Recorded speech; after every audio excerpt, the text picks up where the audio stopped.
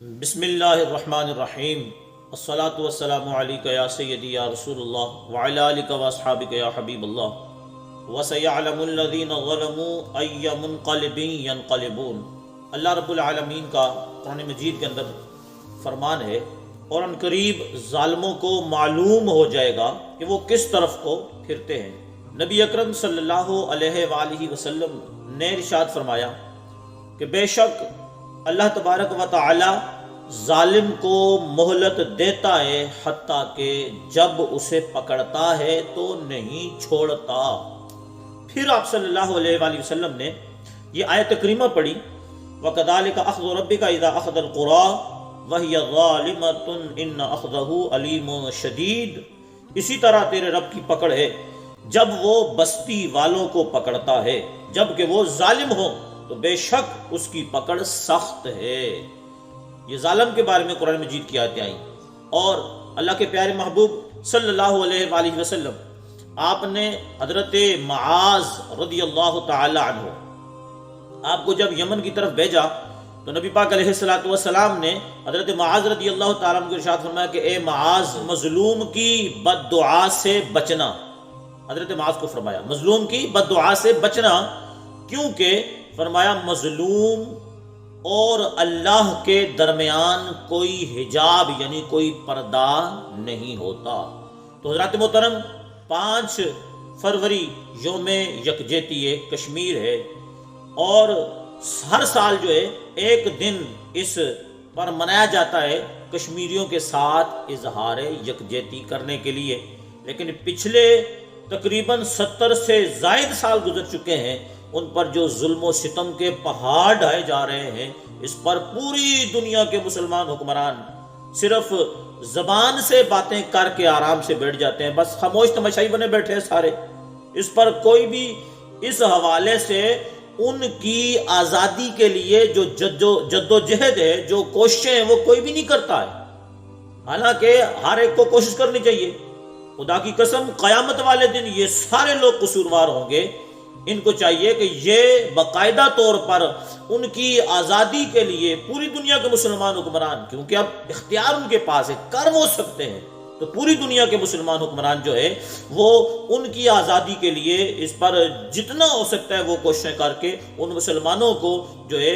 ایک آزاد ریاست دلوائیں، ایک آزاد جو ہے الگ ان کی جو جگہ اور ملک وہ ان کو دلوائیں کہ 70 سالوں سے ان پر، ان کے بڑوں پر، چھوٹوں پر، بچوں پر، بوڑھوں پر، ماؤں بہنوں پر ظلم و ستم کے جو پہاڑ ڈھائے جا رہے ہیں وہ کسی سے ڈھکے چھپے ہوئے نہیں ہیں، پوری دنیا اس کو دیکھ رہی ہے۔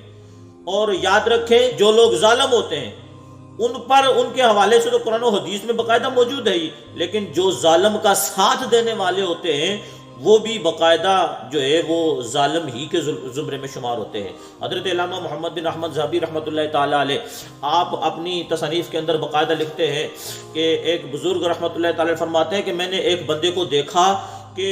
جس کا بازو اس کے کندھے سے اترا ہوا تھا، جدا ہوا تھا، کٹا ہوا تھا، اور وہ بندہ کہہ رہا تھا کہ جو مجھے دیکھ رہا ہے، وہ اعلان کر رہا تھا جو مجھے دیکھ رہا ہے وہ کبھی ظلم نہ کرے۔ وہ بزرگ کیا فرماتے ہیں؟ علامہ محمد بن احمد ذہبی رحمۃ اللہ تعالیٰ علیہ اپنی کتابوں میں لکھتے ہیں کہ وہ بزرگ فرماتے ہیں میں اس کے پاس چلا گیا اور کہا کہ تو ایسا کیوں کہتا ہے، تو اپنا واقعہ بیان کر۔ تو وہ کہنے لگا کہ میں جو ہے ظالموں کا مددگار تھا، ظالموں کی مدد کیا کرتا تھا، اور ایک دن ہوا ایسا کہ میں دریا کے کنارے گیا مچھلی کا شکار کرنے کے لیے، تو میں نے دیکھا وہاں پر ایک بندہ ہے، اس نے مچھلی کا شکار کر لیا اور بہت بڑی مچھلی اس کے ہاتھ آئی ہے۔ میں نے اسے وہ مچھلی لینا چاہیے، اس نے کہا نہیں یہ میرے بچوں کا رزق ہے، اس کے لیے میں نے لی ہے۔ میں نے اس کو مارا، اس پر ظلم و ستم کیا اور مچھلی اس سے چھین لی، اور کہتا ہے کہ میں مچھلی لے کر جب نکلنے لگا تو مچھلی نے میرے ہاتھ کے انگوٹھے پر کاٹ دیا۔ اب میں اس مچھلی کو لے کر گھر تو چلا گیا، لیکن اس کٹنے کی وجہ سے، مچھلی نے جو کاٹا تھا اس کی وجہ سے میرے انگوٹھے میں شدید قسم کا درد تھا۔ اور یہ بندہ کیا کہتا ہے کہ گھر جا کر جو ہے ایک رات گزارنا میرے لیے مشکل ہو گیا۔ صبح جب میں طبیب کے پاس گیا تو طبیب نے جب میرے انگوٹھے کو دیکھا تو کہنے لگا یہ تو ناسور بن گیا ہے، اب تیرا انگوٹھا کاٹنا پڑے گا، نہیں تو یہ درد جو ہے یہ بڑھ جائے گا، زخم اس کا زہر بڑھ جائے گا۔ میں نے انگوٹھا کٹوایا، یہاں تک کہ وہ اور زہر پھیل گیا، مجھے ہاتھ بھی کٹوانا پڑ گیا، یہاں تک کہ وہ اور زہر پھیلا، کونی تک بازو کٹوانا پڑ گیا ہاتھ، اور یہاں تک کہ اور زہر پھیلا تو مجھے کندھے سمیت ہاتھ اتارنا پڑ گیا۔ یہاں تک کہ ایک بندے نے مجھے کہا کہ بندے یہ واقعہ کیا ہے؟ میں نے ساری بات جب سنائی تو وہ بندہ کہنے لگا کہ پہلے ہاتھ ہی اگر تو جا کر اس مچھلی والے سے معافی مانگ لیتا تو تجھے بازو کٹوانا نہ پڑتا، ابھی چلا جا اس سے پہلے کہ پورے جسم میں زہر سرایت کر جائے۔ وہ بندہ کہتا ہے کہ میں نے اس کو مچھلی والے کو ڈھونڈا، اور ڈھونڈ کر جب میں جو ہے اس کے پاس گیا، اس سے معافی مانگی، اس کو اپنا سارا واقعہ سنایا، تو اس نے پھر مجھے معاف فرما دیا۔ اور میں نے اس سے پوچھا کہ تو بتا کہ کیا تو نے میرے لیے کوئی بدعا کی تھی؟ تو یہ مچھلی والا جو ہے جس سے مچھلی چھینی تھی وہ کہتا ہے کہ ہاں جب تو نے مجھ سے مچھلی چھینی تھی تو میں نے کہا یا اللہ اس نے تو اپنی طاقت دکھائی ہے، مولا تو اپنی طاقت دکھا۔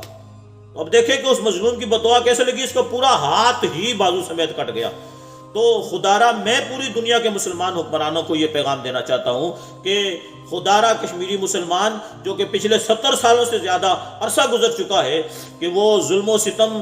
جو ہے ان کو برداشت کر رہے ہیں، خدارا ان کی مدد کریں اور ان کی آزادی کے لیے جتنا ہو سکتا ہے وہ باقاعدہ جو ہے اس پر جو ہے جو عمل ہو سکتا ہے، جو کام ہو سکتا ہے، جس طریقے سے وہ آزاد ہو سکتے ہیں ان کی آزادی پر باقاعدہ جو اپنا کردار ادا کریں۔ اللہ پاک کشمیر کے مسلمانوں کو آج کے دن میں یہ دعا کرتا ہوں کہ آزادی عطا فرمائے اور ان کو ایک آزاد ریاست مل جائے جس میں وہ آزادی کے ساتھ جو رہ سکیں۔ اللہ پاک عمل کی توفیق عطا فرمائے، آمین بجاہ نبی امین صلی اللہ علیہ وسلم۔